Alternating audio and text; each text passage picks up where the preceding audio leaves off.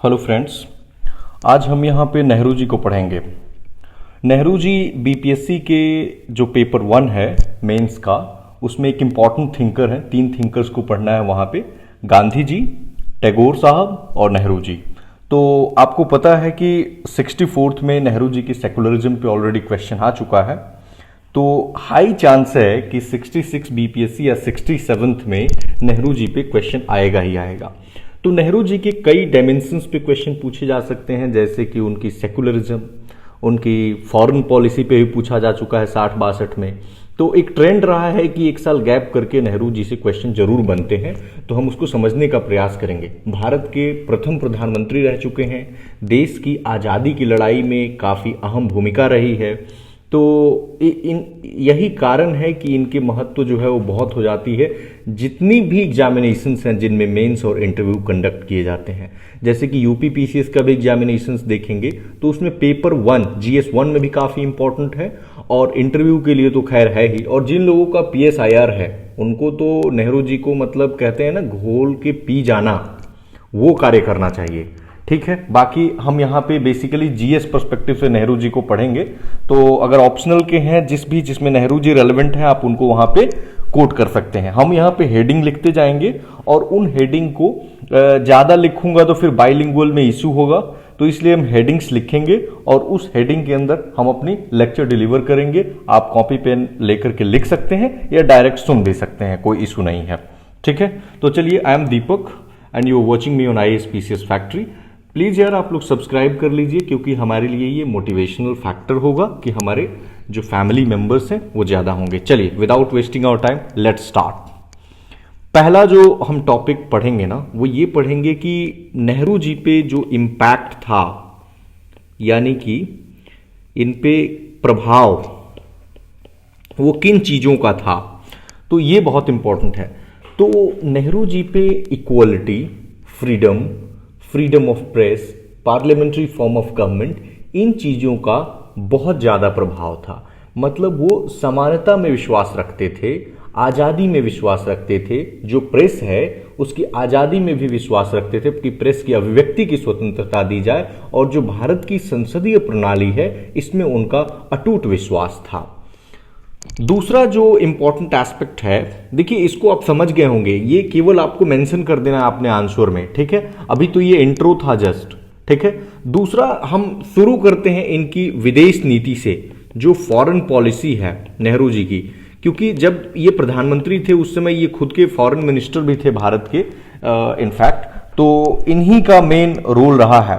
तो foreign policy जब हम पढ़ेंगे तो उसमें नॉन अलाइंग मूवमेंट, नैम, ये बहुत इंपॉर्टेंट हो जाता है। आपको पता है कि जब कोल्ड वॉर चल रहा था तो उस समय विश्व 2 गुटों में बटा हुआ था। एक यूएसएसआर का कैंप था, जो कम्युनिस्ट ब्लॉक जिसे हम कहते हैं, और दूसरा यूएसए का ब्लॉक था जिसे हम कैपिटलिस्ट ब्लॉक के नाम से जानते हैं। और इसको हम कहते हैं बाइपोलर वर्ल्ड ऑर्डर, यानी कि 2 गुटों में बटा हुआ वर्ल्ड ऑर्डर। नेहरू जी हमेशा से इंडिपेंडेंट फॉरेन पॉलिसी, जो भी थर्ड वर्ल्ड कंट्रीज के खासकर, उसके समर्थक रहे हैं, और इन देशों के विकास पे ज्यादा फोकस इनका रहा था। और इनका कहना था कि अगर हम किसी एक गुट में शामिल हो जाएंगे तो हम दोनों जो ब्लॉक्स हैं उनसे बेनिफिट नहीं ले पाएंगे। क्योंकि आपको पता है भारत को उस समय यूएसए और यूएसएसआर दोनों से ही ग्रांट्स मिल रहे थे, यानी पैसे मिल रहे थे। अगर नेहरू जी का ये मानना था कि हम नॉन अलाइंड रहेंगे, इसका मतलब ये नहीं है कि वो पैसिविटी को प्रमोट कर रहे थे या न्यूट्रलिटी को प्रमोट कर रहे थे या फिर आइसोलेशनिस्ट टेंडेंसीज को प्रमोट कर रहे थे। मतलब इसका मतलब ये नहीं कि वो अकेलापन, मतलब एकदम दूर दराज अपना अलग रख लिया अपनी पॉलिसी को। अमेरिका ने ऐसा किया भी था, आइसोलेशनिज्म की पॉलिसी को। तो वैसी नीति नहीं थी, बल्कि ये ऐसा था कि हम भाई यूएन जो कह रहा है तो यूएन के अंतर्गत हम कार्य करेंगे, और इंटरनेशनल जो लॉज हैं हम उसके अनुसार कार्य करेंगे। और डिसआर्मामेंट पे इनका बहुत ज़्यादा फोकस था कि भाई जितने भी आर्म्स वगैरह हैं उनको डिसआर्म किया जाए, मतलब इसको कम किया जाए, और विश्व में शांति फैले। और हमारा जो संविधान का आर्टिकल 51 है, ये भी peace and justice, international disputes को पीसफुली रिजॉल्व करना, इन्हीं चीज़ों पे फोकस करता है। तो ये इसी के अनुरूप था। तो हमने नेहरू क्या समझ लिया कि नैम में नेहरू जी का क्या कंट्रीब्यूशन था। अब हम समझते हैं कि नेहरू जी का ओवरऑल जो फॉरेन पॉलिसी यानी विदेश नीति है वो क्या रही है। देखिए, नेहरू जी ने पंचशील को पंचशील इस प्रिंसिपल में विश्वास रखते थे, और आपको पता है चाइना के साथ हमने किया भी था। जैसे इसमें था कि इक्वालिटी हो, म्यूचुअल बेनिफिट हो, पीसफुल कोएग्जिस्टेंस हो दो देशों का, मतलब हम किसी दूसरे की टेरिटरी पे चढ़ाई ना कर दें, दूसरे की जो सोवरेनिटी है, संप्रभुता है, हम उसका ख्याल रखें। ठीक है, तो अब पंचशील को जरूर मेंशन करेंगे, ये नेहरू जी का इंपॉर्टेंट कंट्रीब्यूशन रहा है। और शांति हमने बता ही दी। आर्थिक विकास एक इंपॉर्टेंट लक्ष्य था, खासकर थर्ड वर्ल्ड कंट्रीज के लिए। ठीक है, और 5 ईयर प्लान्स, पंचवर्षीय जो योजनाएं थी, यूपीएससी में ही बन जाते हैं वैसे तो जोक्स अपार्ट, पंचवर्षीय योजनाएं जो हमारे देश में 12 पंचवर्षीय योजनाएं चली हैं, 12वीं थी 2012 से 17 तक। तो ये नेहरू जी का योगदान था, क्योंकि देखिए देश में उस समय रिसोर्सेज काफी कम थे। तो उन रिसोर्सेज का जब तक प्लान्ड तरीके से यूटिलाइजेशन नहीं होगा, आपका एक घर होता है, उस घर में अगर जितनी भी आमदनी है, अगर कम रिसोर्सेज हैं, तो आपको प्लानिंग करना पड़ेगा ना कि किस रिसोर्स को कहां पे लगाना है, या ऐसे ही लगाते चले जाएंगे। तो वही हमारा टारगेट था उस समय। एक है कि पीपल ऑफ इंडियन ओरिजिन, ये डायस्पोरा जो हमारा है ये बहुत ही स्ट्रांग है, और नेहरू जी का इसमें इंपॉर्टेंट कंट्रीब्यूशन था। उन्होंने लिंकेज बना के रखा। रेसिज्म जो नस्लवाद है, इसके खिलाफ इन्होंने काफी आवाजें उठाई थी, और दक्षिण अफ्रीका में जो नस्लवाद है उसके खिलाफ भी इन्होंने आवाज उठाई। नैम हम ऑलरेडी डिस्कस कर चुके हैं ऊपर, नॉन अलाइन को। देखिए, नैम और नॉन अलाइनमेंट दोनों अलग अलग है, हम इसको बाद में सेपरेटली चर्चा करेंगे। और जितनी भी थर्ड वर्ल्ड कंट्रीज हैं ना, उनकी फ्रीडम स्ट्रगल में नेहरू जी ने मतलब खुल के सपोर्ट किया था। चाहे वो बांडुंग कॉन्फ्रेंस हुआ हो 1955 में, उसमें भी मतलब उन्होंने खुल के सपोर्ट किया था उस चीज को। और एंटी इंपीरियलिस्ट थे। एंटी इंपीरियलिस्ट का मतलब क्या होता है? इंपीरियलिज्म मतलब होता है साम्राज्यवाद, तो उसके खिलाफ वो थे। और यूएन का मैंने बता ही दिया कि यूएन के बहुत ही समर्थक रहे हैं नेहरू जी। और यूएन में इनफैक्ट हमने one of the largest peace keeping force हमने भेजा है, जो पीस को मेंटेन रखे। खासकर अफ्रीकन कंट्रीज वगैरह में बहुत जरूरत पड़ी है, क्योंकि वहां पे सिविल वॉर चलते रहे हैं। जैसे कि हैती एक देश है अफ्रीका का, वहां पे, और सोमालिया तो काफी प्रभावित रहा है। और नेहरू, देखिए एक चीज और था कि न्यूक्लियर एनर्जी की पीसफुल यूज के लिए, जो नाभिकीय ऊर्जा है, तो इसकी पीसफुल यूज के लिए वो बहुत ही समर्थक रहे थे नेहरू जी। हालांकि हमने उस समय नहीं बना पाए हम लोग, जो क्या कहते हैं, पोखरण का परीक्षण हमारा लेटर हुआ, पोखरण 1 और 2 नेहरू जी के टाइम पे नहीं हुआ, बट ये न्यूक्लियर को लेके काफी एक्टिव थे। और एक और इंपॉर्टेंट एस्पेक्ट है कॉमनवेल्थ, कि हमने जो है ना वो कॉमनवेल्थ में अपनी मेंबरशिप को जारी रखा। ये क्या है? उन देशों का समूह है जहां पे ब्रिटेन पहले रूल किया करता था। तो इसमें इन्होंने क्लियरली कहा था कि अगर हम कॉमनवेल्थ में शामिल हो रहे हैं, इसका मतलब यह नहीं है कि हम अपनी संप्रभुता को खो रहे हैं, क्योंकि यह हमारी मतलब it is a decision by free will and it will be terminated on free will. हम जब चाहें इसको खत्म कर सकते हैं, और हमने अपनी इच्छा से इसको ज्वाइन की है। ठीक है, तो इतनी बातें इनकी फॉरेन पॉलिसी में है। देखिए, फॉरेन पॉलिसी में नेहरू जी की, यहीं पे हम क्रिटिसाइज भी कर लेते हैं नेहरू जी की क्या क्या खामियां रही हैं। देखिए, पहली खामी मुझे दिखती है ना कि आइडियलिज्म बहुत था नेहरू जी में, आदर्शवाद था। मतलब एक होता है ना रियलिस्ट पॉलिटिक्स, अगर जो लोग भी पॉलिटिकल साइंस के होंगे वो समझते होंगे कि the difference between the idealist और liberal school of international relation, और जो ये रियलिस्ट स्कूल है मॉर्गेंथ्यू का, हैंस जे मॉर्गेंथ्यू का क्लासिकल रियलिज्म है। खैर उसमें हम नहीं जाएंगे, बस इतना जानिए, एक एग्जाम्पल मैं दे देता हूं यहां पे, कि जो कश्मीर इशू को जब कबीलाई पाकिस्तानी जो कबीलाइनों ने अटैक किया था अक्टूबर 1947 में, तो नेहरू जी कश्मीर में ले गए, इस मैटर यूएन में लेकर के गए। और क्या हुआ? यूएन ने सीज फायर घोषित कर दिया, और जो जहां था वहीं पे एक लाइन खिंच गई, और पीओके जो है वो पाकिस्तान के कब्जे में चला गया, और तब से उन्हीं के कब्जे में है। हालांकि हम भारत के मैप में उसे अपना दिखाते हैं, बट वो अभी कब्जे में एक्चुअल रूप से उन्हीं के है। तो ये थोड़ा सा आइडियलिज्म मुझे लगता है नेहरू जी में था। दूसरा इनका एक अप्रोच था डिफेंस बाय फ्रेंडशिप। मतलब दोस्ती करके ना डिफेंस करो, ये रियल पॉलिटिक्स में काम करता नहीं है। और इसके बिल्कुल खिलाफ थे पटेल जी। वो चाइना पे उन्होंने कहा था कि China is a land grabbing state, उस पर भरोसा मतलब नहीं किया जा सकता है, उनका ऐसा स्टैंड था। तो नेहरू जी थोड़ा सा उनको लगा कि नहीं भाई, हिंदी चीनी भाई भाई होगा तो हम लोग जो है इस चीज को आपस में दोस्ती के साथ कर सकते हैं। बट 1962 में जो चाइना ने हमारे साथ किया वो बिल्कुल एक वही सदमा लग गया था नेहरू जी को, और यही कारण था कि उनको दो ही साल के बाद, 2 साल भी नहीं 1.5 साल के बाद जो है वो उनकी मृत्यु हो गई थी। तो वो बर्दाश्त नहीं कर पाए थे इस चीज को, क्योंकि बहुत बड़ा विश्वासघात था उनके साथ। तीसरा था नॉन अलाइनमेंट मूवमेंट को लेकर के। नॉन अलाइन मूवमेंट जो था, इसमें कहीं ना कहीं नेहरू जी प्रिंसिपल्ड व्यक्ति थे। तो हम अपनी, अब ये अलग बात है कि नेशनल इंटरेस्ट को लेकर के हमने जो है यूएसएसआर की तरफ हम थोड़ा झुक गए। 1971 में हमने treaty of peace friendship sign किया था।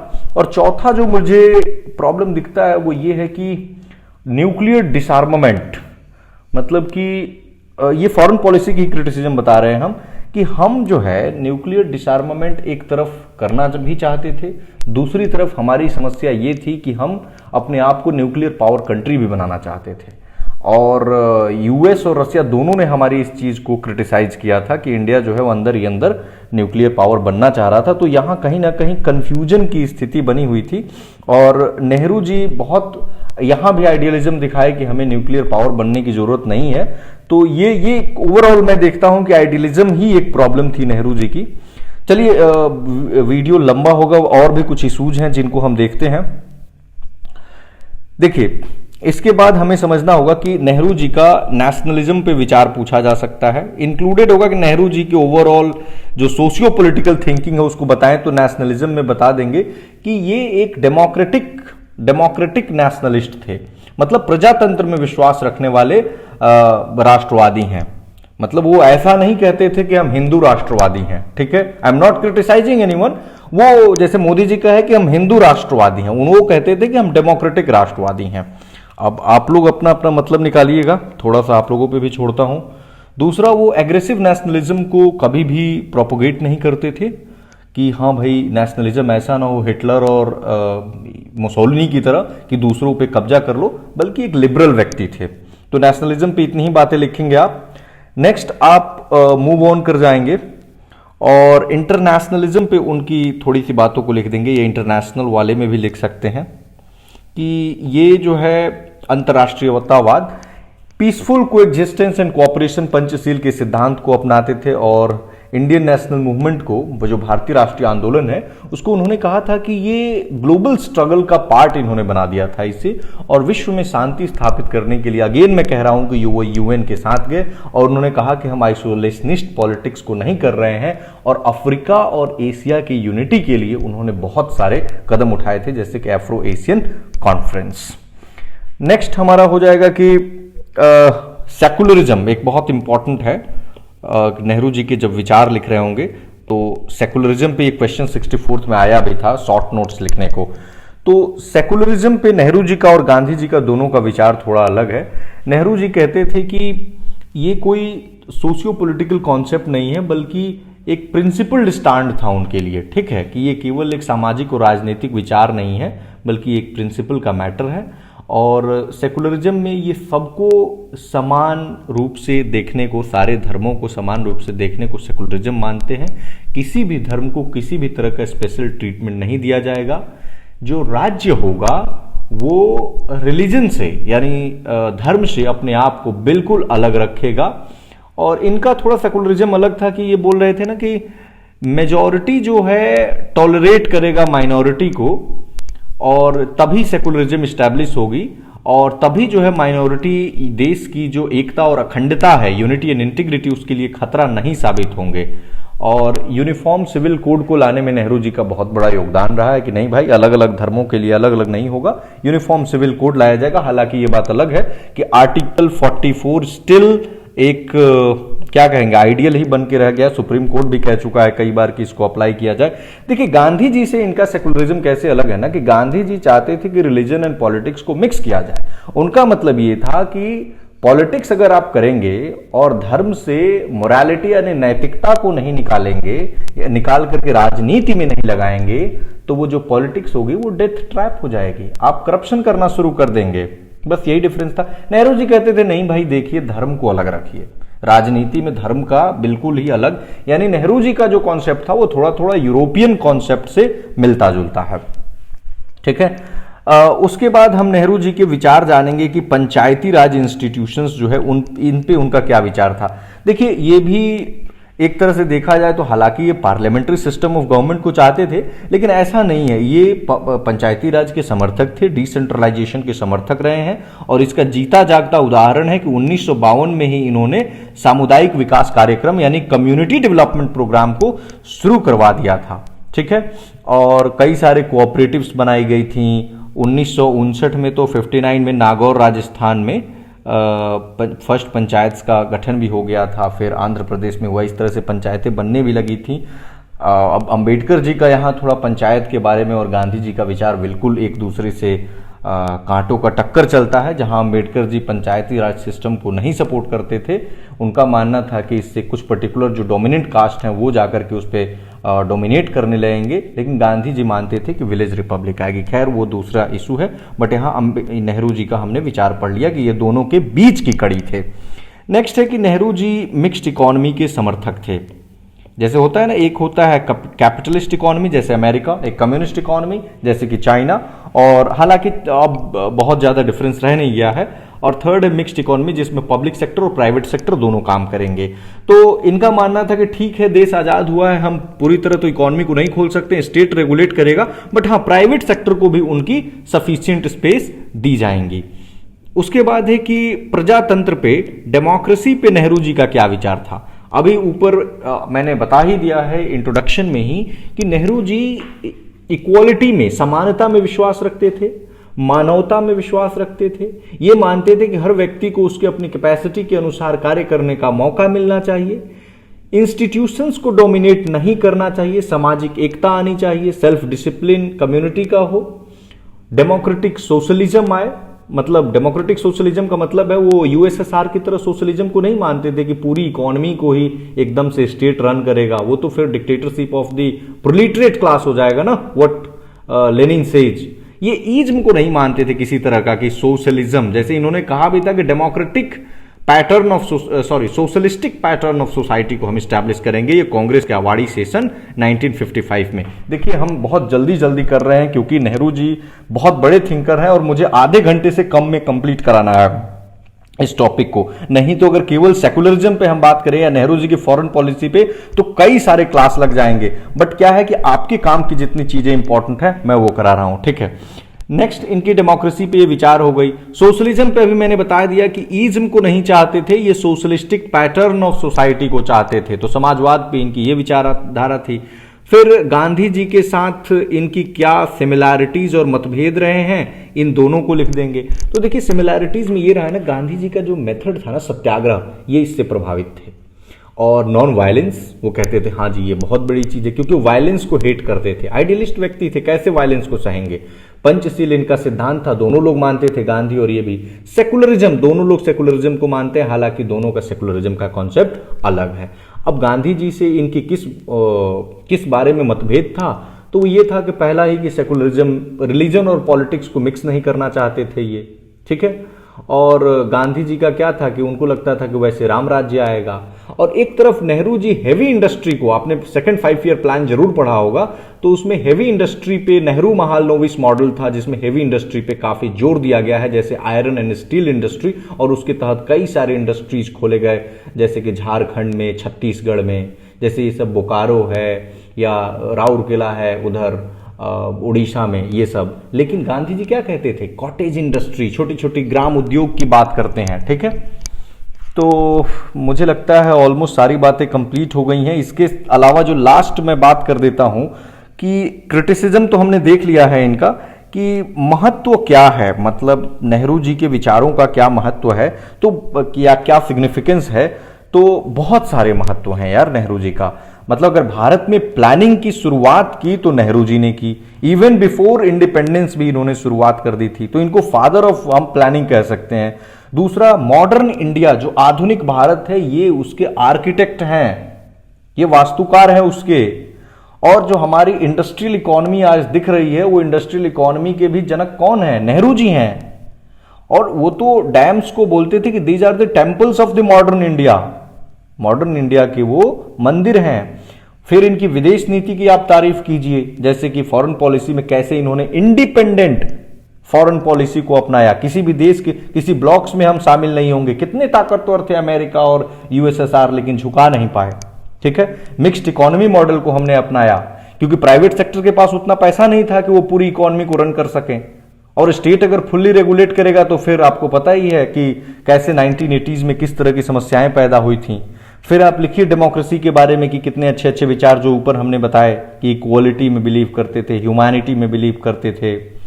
साइंस पे बहुत ज्यादा नेहरू जी का फोकस था कि साइंटिफिक टेम्पर, जो आपने देखा होगा फंडामेंटल ड्यूटीज में 8वां नंबर पॉइंट है, तो कि रैशनलिज्म को हम डेवलप करें, साइंटिफिक टेम्पर एंड ह्यूमैनिज्म, वो नेहरू जी का कोर प्रिंसिपल है। सेकुलरिज्म का इनका देख ही लिया कि रिलीजन को भाई अलग रखिए, तो ये भी एक अच्छी चीज है। साइंटिफिक ह्यूमैनिज्म पे जोर है। कल्चरल इंटीग्रेशन, ये यूनिटी इन डाइवर्सिटी, अखंडता में एकता जो है ना, इसमें बिलीव करने वाले व्यक्ति थे। ये ऐसा नहीं था किसी धर्म को भेदभाव करना, ये सब नहीं। रैशनैलिटी में, मतलब सुपरस्टिशियस बिलीफ जो है इनमें नहीं विश्वास रखते थे कि सांप ले जा रहे हो या भूत प्रेत, इस तरह की चीजों में। और एटॉमिक एनर्जी जो है उसमें काफी ज्यादा न्यूक्लियर एनर्जी का यूज हो, इसके लिए इन्होंने कार्य किया था। Indian council of agriculture research institute को बनाया था। इंडियन साइंस कांग्रेस, बहुत सारे आप गिना सकते हैं। कम्युनलिज्म देश में हुई थी, आपको पता है एक बार आरएसएस को भी बैन किया गया था। अब ये फिर डिबेटेबल इशू है कि बैन करना चाहिए था या नहीं करना चाहिए था, बट अगेन बैन किया गया था due to the on the allegation of the communalism, sorry. और सेक्टेरियन पॉलिटिक्स के खिलाफ थे कि आप समाज में किसी भी मतलब भेदभाव के आधार पे, रंग, जाति, धर्म के आधार पे अगर आप भेदभाव करते हैं तो ये हम नहीं सहेंगे। और पब्लिक ओपिनियन के सपोर्टर थे कि प्रेस भाई आप जो भी छापना है वो छापो। हालांकि इंदिरा गांधी जी के टाइम में जो हमने इमरजेंसी देखी वो सही चीज नहीं थी। तो यही नेहरू जी के बारे में हमने टोटल चीजें यहाँ पे आप देख सकते हैं, देख लिया है यहाँ पे कि उनकी पूरी फॉरेन पॉलिसी हमने देखा, इम्पैक्ट कहाँ से, उन पे क्या प्रभाव था। फिर उनकी विदेश नीति देखी, फिर नॉन अलाइंग मूवमेंट देखा, फिर आर्टिकल 51, फिर फॉरेन पॉलिसी, फिर पंचशील का सिद्धांत, फिर 5 ईयर प्लान्स, फिर diaspora, racism, NAM, freedom struggle, nuclear energy, commonwealth, defence by friendship, nationalism, internationalism, secularism, article 44, community development program, PRIs, फिर mixed economy, democracy, socialism, Gandhi ji के साथ सिमिलैरिटी और डिफरेंसेस, फिर नेहरू जी के महत्व। यानी अगर इतनी बातें आपने नोट्स बना लिए और प्रोड्यूस कर दिए, मैं कह रहा हूं you will get one of the highest marks. Thank you very much. अगर आपको फिर से वीडियो अच्छी लगी हो तो आप प्लीज दोस्तों में शेयर कर दीजिए और सब्सक्राइब कर लीजिए।